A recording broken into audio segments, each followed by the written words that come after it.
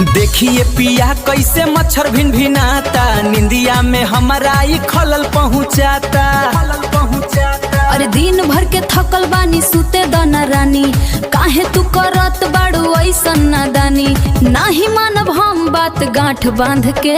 ए सैया सुती तनी मच्छरदानी लगा के, ए राजा सुती तनी मच्छरदानी लगा के। कोना कोना घूमत बाड़े कई के गैंग तैयार, गाल काट लेत बाड़े कई के वार पे वार। काहे खातिर डरल बाड़ू हम त बानी साथे, मच्छर का बिगाड़ी सैया हाथ फेरे माथे। ज्यादा ना बनाई बात हाथ पाँव धोवा के। ए सैया सुती तनी मच्छरदानी लगा के, ए राजा सुती तनी मच्छरदानी लगा के। अरे लगावत बानी हो सैया मच्छरदानी लगा के।